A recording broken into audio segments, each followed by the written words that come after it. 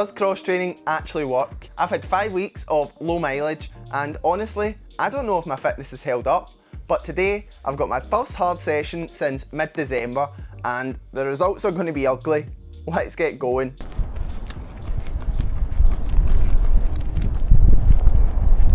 So we're down here at the industrial estate that we do all our threshold sessions on. Today is not a threshold session. We've got 2x3k, 3x2k and 4x1k, which is a session I've done a lot and a session that I would usually do at a loop down at the River Clyde. However, it's really quite windy today and this is my first hard, big volume session like this in a long time.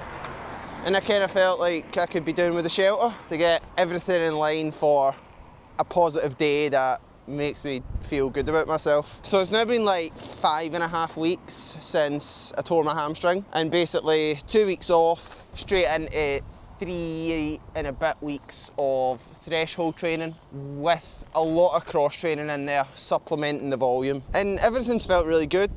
The pace for the threshold stuff's been good, the lactates have been good. However, you just don't know how fit you actually are until you try and run hard for 10 miles of work, and especially with a half marathon race in about 5 weeks now. Really need to just kind of test that more top end, which is something I've not done at all. Last time I done this session, I done it on the treadmill and it went great.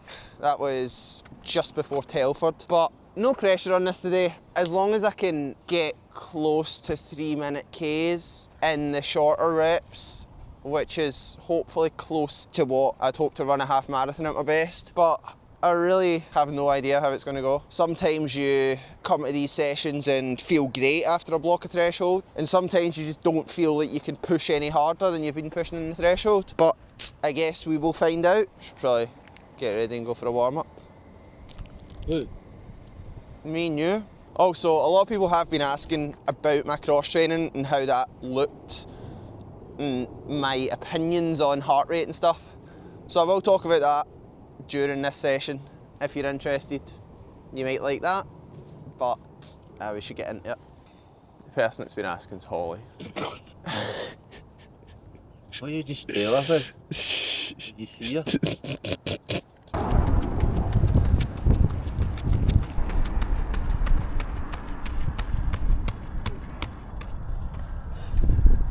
I didn't feel great. Yesterday I felt like my legs were a bit wrecked just for the mileage increasing. I used my massage gun and thought they'd be alright today. I didn't feel great there, but we'll see how it goes. Legs are going to be tired sometimes and that's fine, I suppose.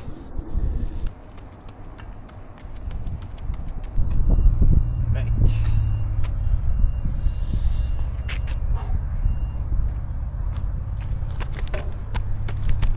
So I didn't want this to just be another session video, so I thought while you're watching me running around the industrial estate, I could answer some questions that I got from my Instagram. So if you haven't followed me over there, you should definitely go and do that. But let's start off with a couple of race plan related questions. So next big race is the Bath Half on the 15th of March. This is the trial for the World Half Marathon Championships for the Great Britain team, which means that it's going to be a pretty stacked field and I'm really targeting that to try and get a fast time under my belt in the half. Another question was goal time and goal place for Bath. So I don't know the field, so it's very difficult to say what my goal place is. However, it is a race, so I'll just be aiming to finish as high up the field as possible. I would love if there was a 63 next to the time. I think I'm definitely capable of that, but 15th of March. That was really annoying. I was probably going to run like 9:18, but the watch started beeping, and when you've got it set up for like a time session, it beeps with 5 seconds to go.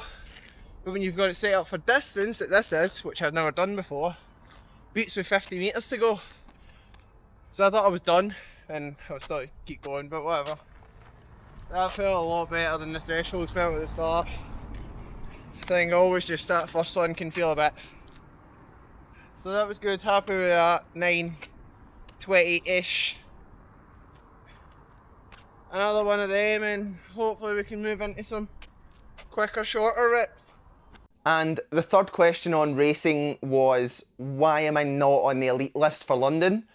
And the honest answer is, I just couldn't face doing another potentially hot marathon.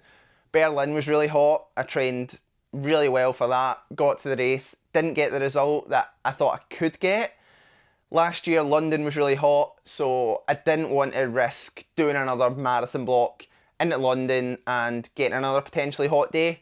I would prefer to just run some shorter races through the summer, really try and improve those shorter PBs, and use those to springboard a marathon later in the year that's hopefully not going to be as hot as London could potentially be. Joe Firth has asked whether my dad's half marathon PB or my half marathon PB is more impressive. Well, mine's is 64:40 and his is 65:40, so I'll let you decide, but it's mine.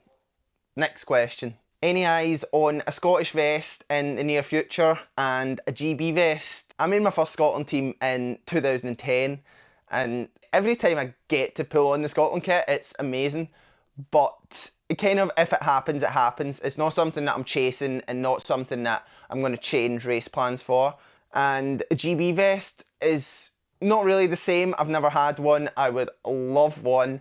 I just didn't feel like I eyed up this 50k team. I knew that my marathon time was quick enough to potentially be selected, but I don't think I'm ready to step up to the ultras yet.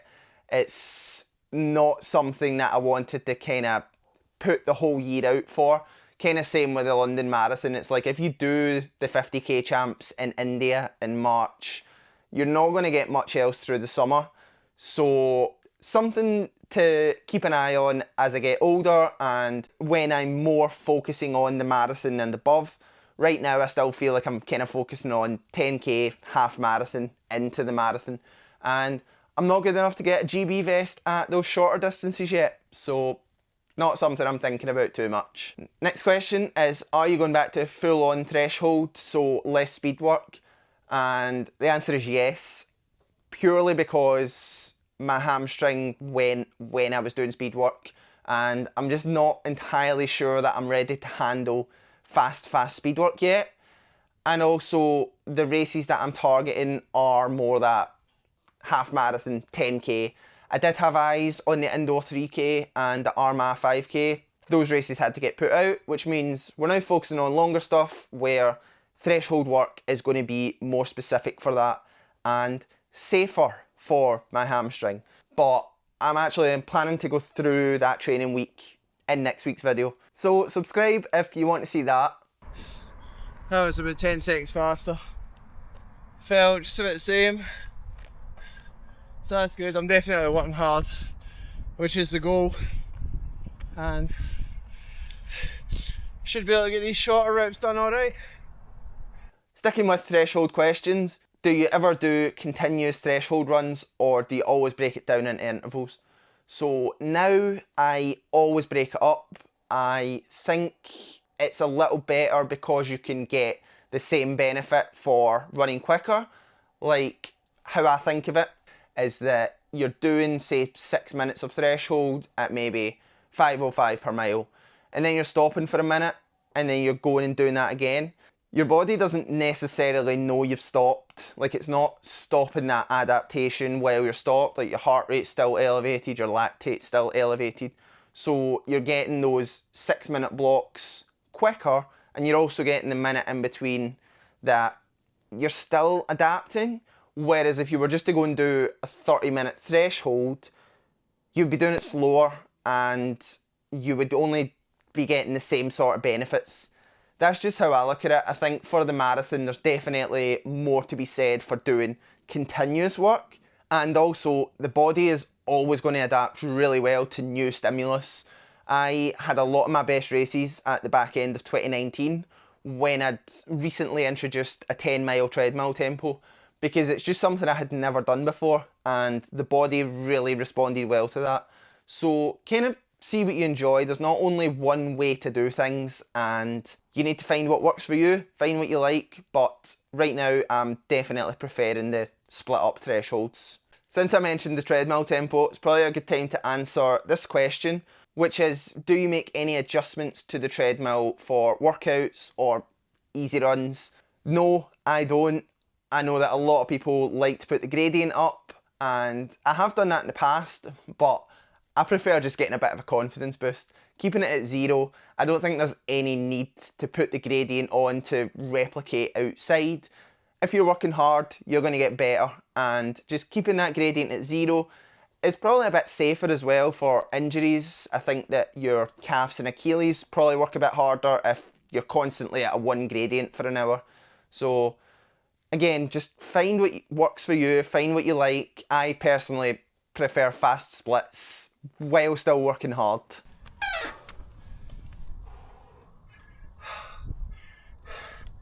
That might have been too hard. We'll see if I can keep it going. I just feel like I don't have that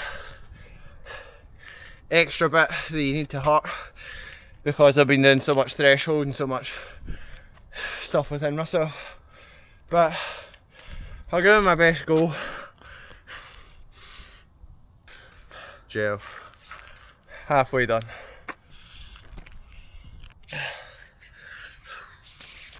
And my jaw back up. The next question is a good one. It's, do you worry about your direct competition when you're injured? And the honest answer is yes, I'm always worrying about my direct competition.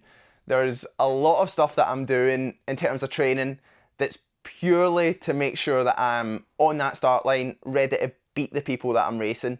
And as much as I'm saying that I want to run fast times, it's always being faster than other people. Like previously it was being faster than my dad, and then everyone started to just get faster all the time, and now I'm eyeing up those times and wanting to be better than them. I'm not necessarily obsessing over people while I'm hammering myself on the cross trainer, but I know that they are getting better results than I am right now, and that if I do the cross training that I'm going to be there soon enough. And yeah, it's any way that you can kind of motivate yourself, and for me it is thinking about that competition. This is definitely a shock to the system. Hardest I've worked in a long time, but I'm maintaining, which is good. So 1 more 2k and then 4 1ks. Just try and keep maintaining until I kind of can't anymore, which hopefully is after the end of the session. Next question is, if it takes you 14 hours to do 180k and you get quicker and it now takes you 12 hours, would you bump up to 200k? And honestly, no, not for that reason. Time isn't something I look at while running. I look at it while cross training, but the actual time spent out running isn't something I think is really worth looking at too much. I would bump it up to 200k if you think your body can handle it, if you think that your sessions aren't going to suffer, and it's just about how much can my body handle while still getting the most out of the hard days. Do I have any pre-race rituals or superstitions? No, I don't think so. I've always kind of felt like with things like lucky socks and stuff, you're always eventually going to have a bad day, and then they're just not really lucky socks anymore.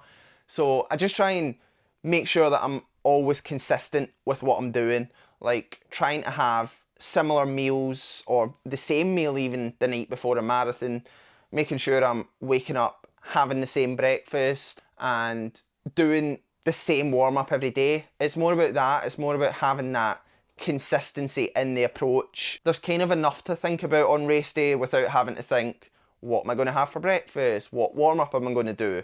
Like, all these things need to be second nature.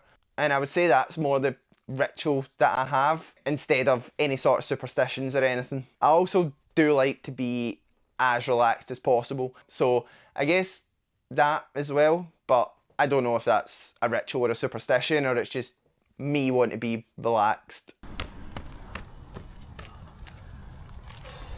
Sub 6, which is good. 4x K to go. Can definitely manage that.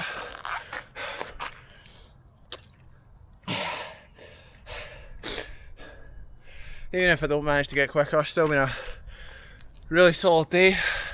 So if you watched any of my day in the life video a few weeks ago, you'll know that I had a bit of a knee issue. And next question is, how is the knee? I would say it's 97% better.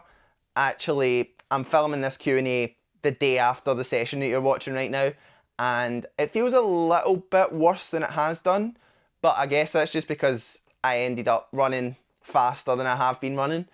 But generally, day to day and running, it's completely fine. Right now, I would say it's maybe a 1 out of 10 if I twist it in the wrong way, but it's still not going to be any issue for running.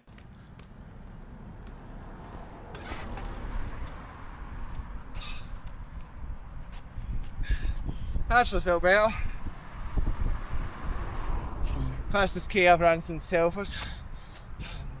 And of course, Holly had to get her question in here. What are your thoughts on heart rate difference between running and elliptical? And she also just wants me to talk about cross training a bit.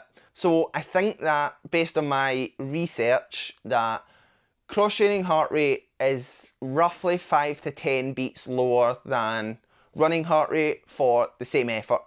This will obviously depend on the person, but it's probably slightly lower. However, I like to just get it the same because I know that you can handle more volume, harder volume on the cross trainer. And I'm not obsessing over it. Some days you just don't feel like it. Some days it's just about getting on and doing something. But generally, the heart rate for me is about the same. And this is the same with sessions, like the threshold sessions on the cross trainer. I'm really bumping that heart rate up as high, if not higher than I would running. And this is really hard to do, and I'm working really hard, but I've never had any negative effects to working too hard on the cross trainer. Like the next day, I always feel fine, and I feel like the fitness really increases just by doing that, just by working that extra little bit harder that you can get away with because there's no impact.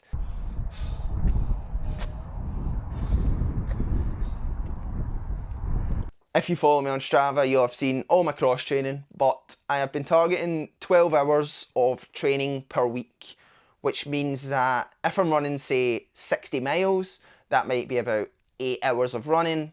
Then I'm doing 4 hours on the cross trainer. And at first, I was doing all the training on the cross trainer, including the hard sessions. Now I'm doing enough running and able to do enough of the running sessions that I'm not really doing those hard cross training sessions.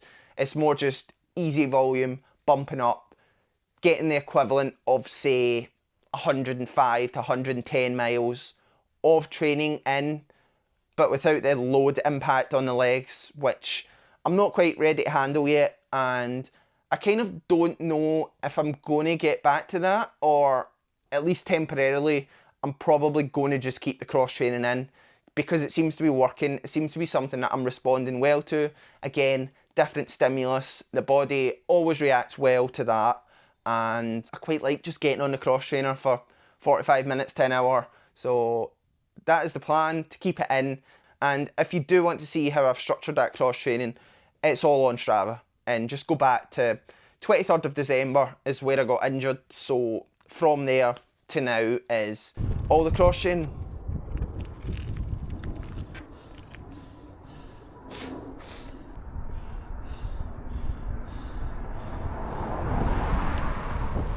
This is just such a different game, the threshold, man.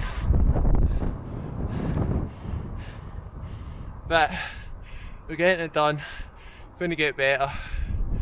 Definitely enjoying the pain. Holly also got another sneaky question in on Instagram. She asked, what type of runners are you coaching? Well, thank you very much for asking, Holly. I definitely did not put you up to that. But I coach anyone from 15-minute 5k runners to 5-hour marathon runners. Just really helping them to do the right training for their level, for their life, making sure that they're achieving their goals when the races come, and I've been loving it. The athletes that I coach seem to not mind when I send them out for a hard training run, and yeah, it's been good fun. So check out the website in the description if you're interested in being coached by me. But that's it for questions, so let's go and get session debrief from Ryan from yesterday.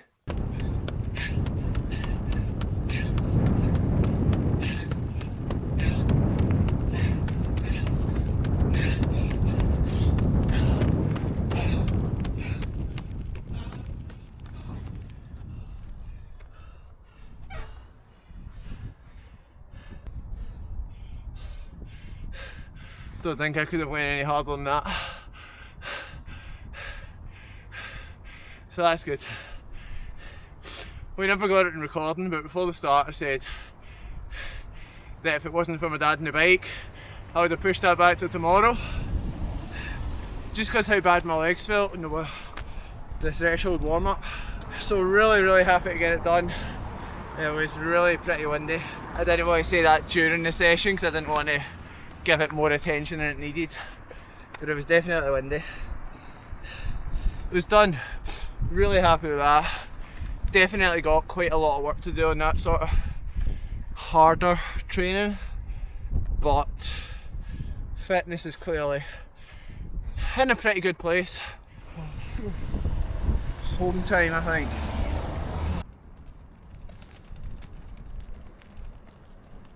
Before we get into how this session compared to previous attempts and what that means for my fitness, I got one more question over on Instagram after I filmed the Q&A and I couldn't miss it.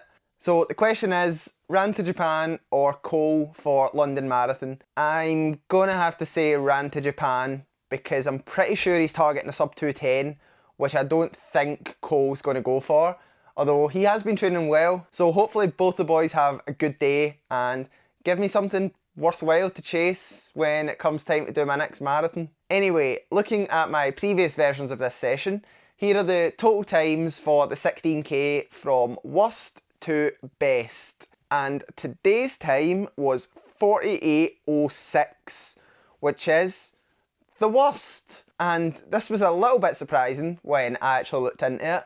But I think when you remember the fact that it's my first hard session back, alongside the wind, if first session back is costing me a second a k and the wind's costing me a second a k, suddenly I'm up at 47:34 and things look a hell of a lot better up there. So I'm definitely not worried about it. I think there's a lot of positives to be taken.